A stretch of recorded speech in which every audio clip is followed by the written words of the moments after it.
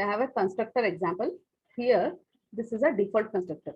I have declared int a and string str. So these two variables I have in my example here. This is of type int, this is of type string. Okay. Now I have a method here, constructor example. I'm creating one new instance. Okay. New object I'm creating for this particular class. So when I create that, and I'm calling show method. This is the show method that I'm calling. Okay. So now if I run this, see, it is inside show method, a value is 0 and string value is none, right? Because a is 0 and string is none. Even if I don't give this now, this is explicitly we are creating a constructor.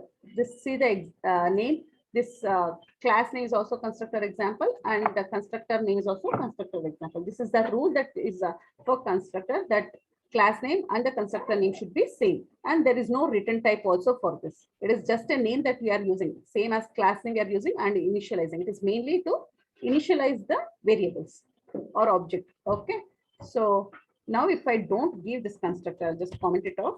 Let's see. Well, before, when I gave this example a0 and string null, this is the values I was getting. Now let's see, I'm getting the same value again, 0 and null, because here you are creating new constructor example and show. As soon as you create new, it will create a default constructor.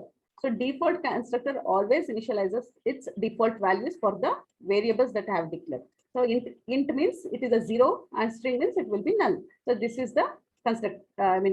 Even if you don't declare constructor, this is the values that will be assigned. So, but what is the use of writing default constructor here? Then even if you don't write, it is getting initialized. But if at all we want to initialize with some other value, let's say a is equal to 5 and string is equal to some Java or something. Okay. So at that time, those variables, if you want to initialize, then you have to use a default constructor to initialize with that particular names. Okay. So this is about default constructor. Let's see the parameterized constructor example.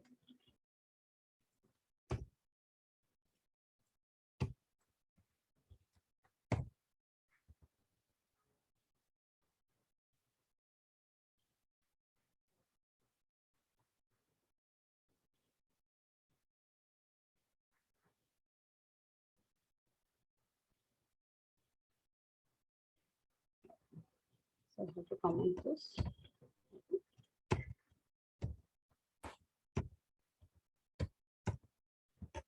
So I have this parameters constructor where I'm passing parameters here. Okay. So I'm passing for int and for string, I'm passing one value. Now, if I execute this,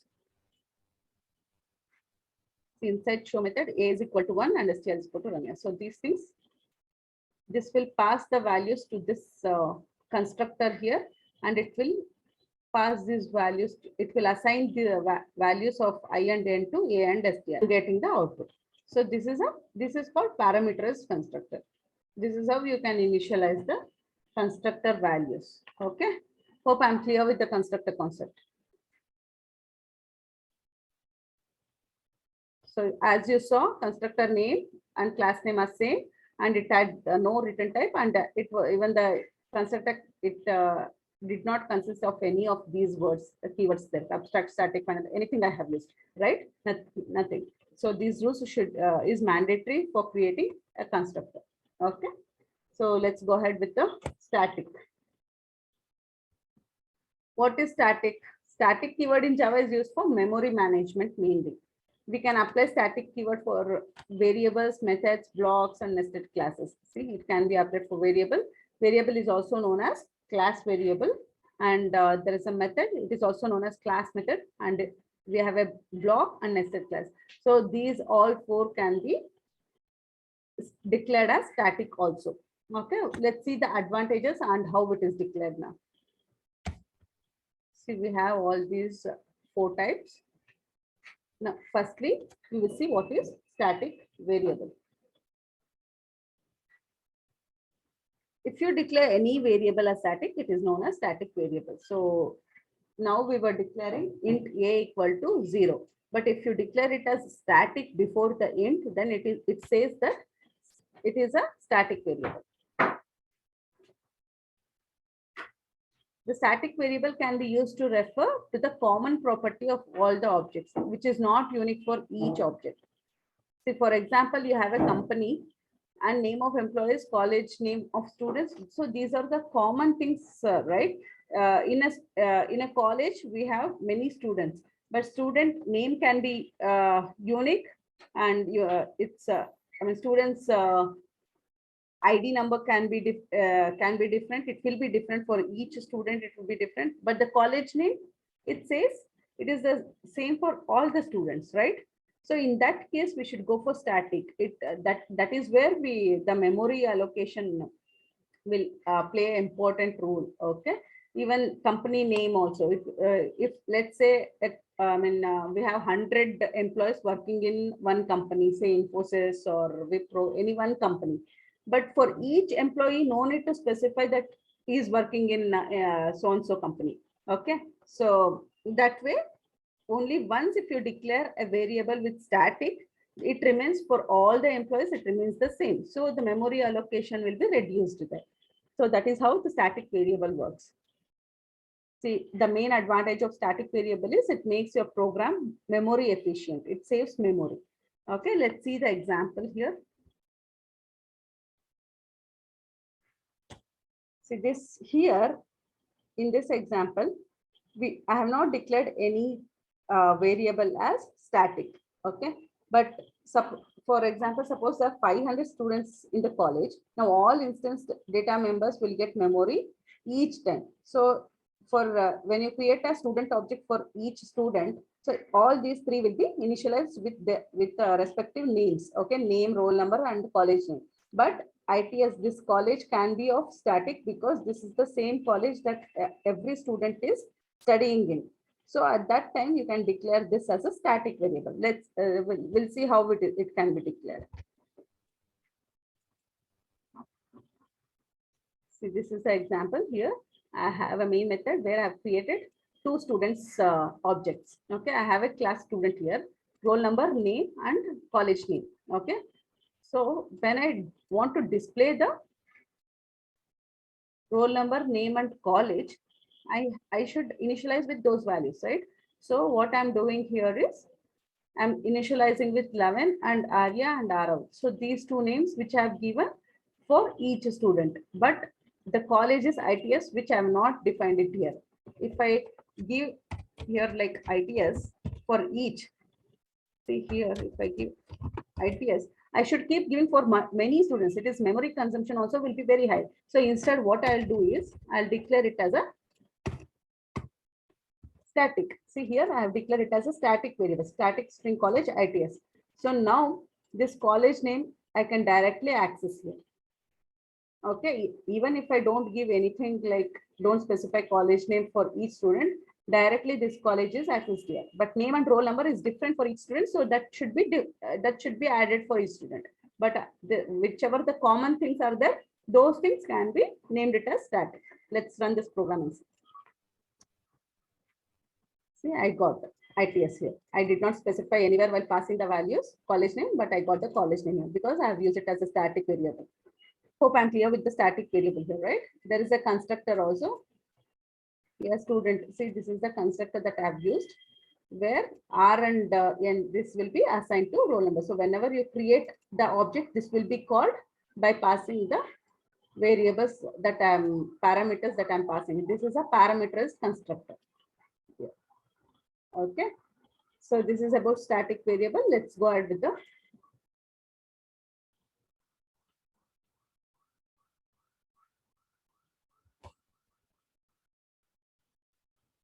see here. This is the syntax that I use for static variable. We'll be always using a static keyword, and this is the data type. Data type means like int, string, whatever the data type that you want, you can use the data type here. And this is the name of a variable. You can give anything of your choice. Okay, and this is the value which you want to initialize. So this static string college and value ITS. This is the example that I had given in my example, right? So this is about static variable. Let's see the static method now. What is static method? If you apply static keyword with any method, it is known as static method. Okay, so like for variable, we declared it as a static, right? Before the data type, we used it a static keyword. So it became static variables. The same way for method also we can use. Okay, static method, it belongs to the class rather than the object of a class. See. And a static method can be invoked without the need for creating an instance of a class. So no need to create an object for a class. Directly, if you have a method with the name static in it, you can directly call the method without instantiating it. Okay, I'll show you that example, how we can do that. So static method can access static data member and can change the value of it. Let's see how it is. See, I have a static method here. This is a class to calculate a cube of a number. Okay, I have a main method. Here I'm calculating cube of 5. So I'm not calling this method at all. Am I calling this cube anywhere? See, for this class, I'm not even creating the instant. Directly, I'm calling calculate.cube. So as this is a static method, it will execute in a proper way. It will give you the output. See, 125. So object creation means I should use static method, some variable name, yes, is equal to new static method. So when I use the complete like static method using new method, if I create, then the object is created for that particular class. Using that object, you can access the methods or variables of that particular class. But here I'm not doing any such kind because I'm using a static method, which I can be directly called without instantiating a method. Okay, hope I'm clear with it. Directly I'm calling calculate.cube. Otherwise, I would have created a object for this class and then call that method using the object name. I have not done anything of such type because of the static method. Okay, so let's see what is a static block now. The static block is used to initialize the static data member. And it is executed before the main method at the time of class loading. See, this is very important. See, static block is always executed before the main method.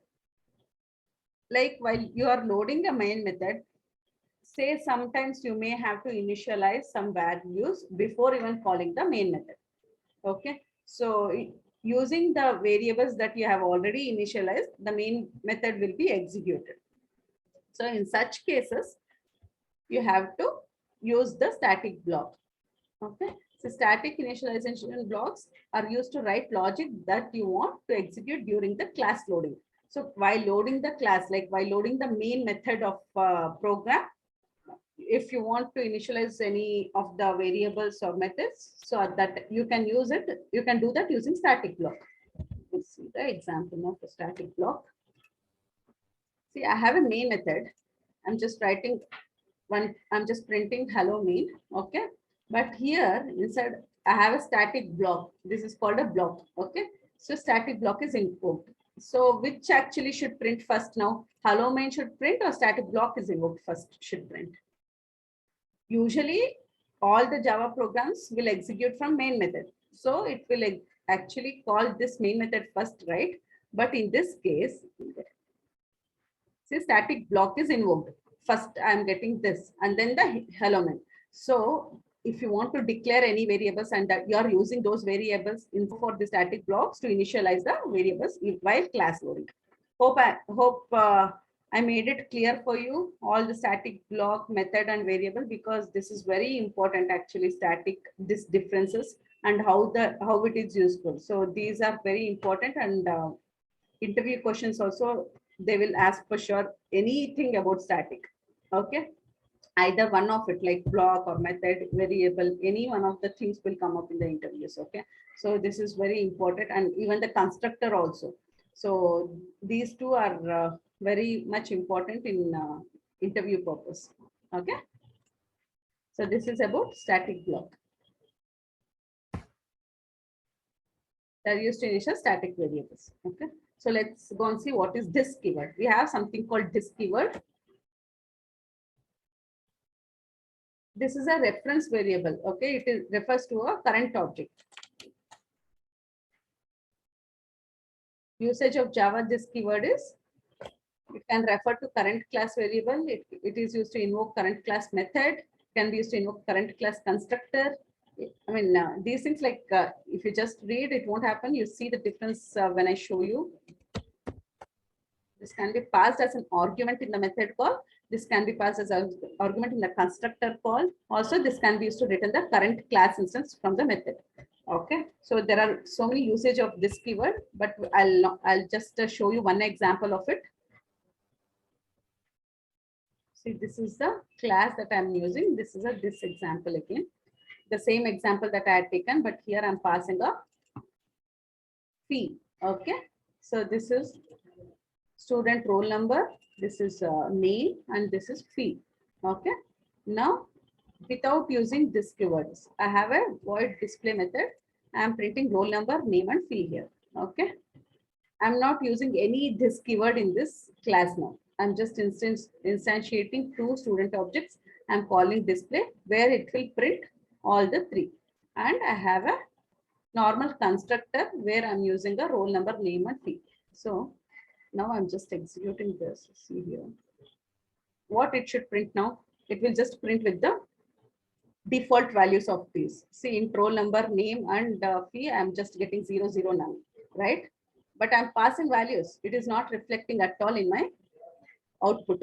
See, I'm printing here roll number, but I'm just getting a default values. I'm not getting anything because I'm not in using this, because that using the current object, I should pass it, right? S1, S2, I'm not doing anything of those. So, and here also I'm just directly using the roll number here, name and fee. See, directly I'm using, but here also I'm not initializing anything. So this roll, whenever you call this main method, as I told, new student will call the constructor, right? So when I call the constructor, it is not reflecting here at all. Because when you have to use these, you have to use the this keyword. Without this, I'll comment this. Let's see. Current object, it should actually refer to a current object. So if it should do that, I should use this keyword. Now, same thing, the same constructor that I used, but for everything I'm using this keyword, this roll number, this name, this fee. So when I use this, it will, the current object is called. Okay, so the current object is now student. First, it will call this s1.display and s2.display. So both the values will be printed. See, I have both the values got printed. Okay. Hope I'm clear. So it will always refer to a current object of the class. So this is the current object now. So this dot roll number will will take the values from this object and print it. Okay. So this is about this example. Let's see what is super. There is one more keyword called super. The super keyword is Java is a reference variable. It, like this also, super is also a reference variable. Okay, but it is used to refer the parent class object, immediate parent class object. Okay, it's like a super class if you, child class relation, parent and child relationship will come, no, when you use inheritance concept. So in that time, if you are told you're using super keyword, it will access the parent class object. Okay.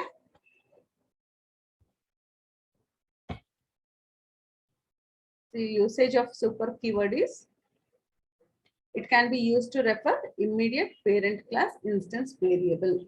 So this is the usage of super, and it is used to invoke parent class method. Okay, to invoke the parent class method, this I'll be showing you in an example how the parent class is invoked by using super keyword. And it can also be used to invoke immediate parent class constructor also. So even if you have a constructor, you can use super in the constructor also to invoke the parent class methods. So let's see the example of the super keyword now. See, I have a class. First, let's start from the main method. See, I have a main method is inside the super keyword class. Okay. Inside this, I have dog D and new dog and D dot print color. So where do I have this print color? I have print color method here. This is a print color method. Okay, so when I call this print color, it will come here and print color of the dog class. What is the color of the dog class? Here the object creation is of dog, right? See, I have D here, dog, and D color is what? Prints the color of dog class, right? Color is black because this is the dog class. This is an animal class. This is animal class. This is dog class, and this is a main class. Okay. So now I'm printing color of dog class, means it will give black. But when I give super dot color, prints color of animal class, which is the parent class of this dog. It's animal, right? So that is why it is extending animal. So dog is extending animal. So dog is a child class, animal is a parent class. So when once I extend the parent class here and give super dot color, immediate parent class color will come. So what is the immediate parent class color? It's white. So first for this color, it will take black, and for super dot color, it will take white. Okay. Also, I am calling super dot eat. So super dot eat is a method inside a super class, that is a parent class. So it will call this also, and it will execute super dot system dot out dot println eating. So let's see the example. See, this is black, white, eating. So it came in this order. First, it printed the color of dog, and then it printed the color of animal here inside the class animal, and then it executed this method. So this is about the super class. Hope I am clear. So this is the last topic actually for this for today. Actually, in Java, like we have many concepts. Okay, it is like I mean, to understand everything at once, it takes some time. It is not. I'll not tell it is difficult, but it will take time. And once you practice it, once you see the differences of each on your own, write some small examples like I showed you today.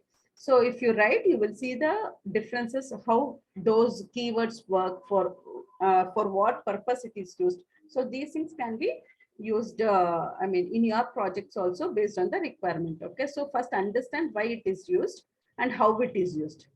So it makes easy for you later. Okay, see, for any language to learn, it takes some time. It's like if you tell uh, for a simple English language, if you are just learning A to Z, it means that do you know English? No, right? But we have to learn grammar, how to make a sentence, how to even the spellings that you have to learn for each word. So when all these things comes and you have learned everything of these, then you know you can tell that okay, I know English now. All right. So even the Java language is like that. It's not just one or two things that you have to learn. And I know Java, you cannot really tell that because it's a very vast language. You have to learn so many concepts in Java actually. Okay. There are many concepts, but it takes time. Only thing is you have to put an effort to learn all these concepts so that it will make you understand, and practice is a must. Okay. Even just one day, if you learn and okay, I have learned, and if you close the book, then again after a few days you will not remember because there will be a gap again, right? If you just practice once in a while and if you just refresh those concepts, then it is always good for you to remember. And if at all you are already working in the project in Java, then it is very easy to remember all the concepts. Only thing is if you should be in touch with the language. Okay, so that is about today's topic. Okay, so let's wind it up. Tomorrow I'll be covering again abstract interface. I'll be covering those, and a few more topics are left like multi-threading and all. So in another couple of days, I'll be covering all those, the remaining topics also. Okay, so for now it is, we'll end the session. If you have any questions, please ask me, or you can even message me.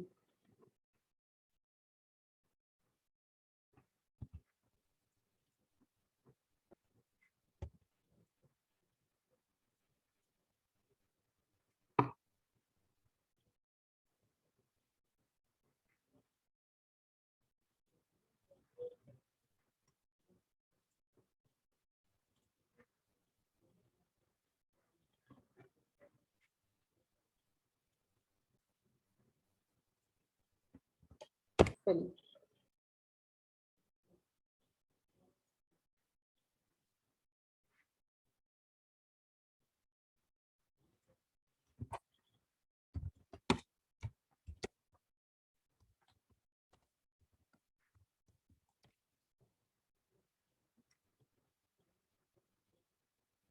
Okay, thank you everyone. I hope, I hope no questions for anyone. Let's wind it up. If you have any questions at any time, you can message me so that I can get back to you on the call. Thank you.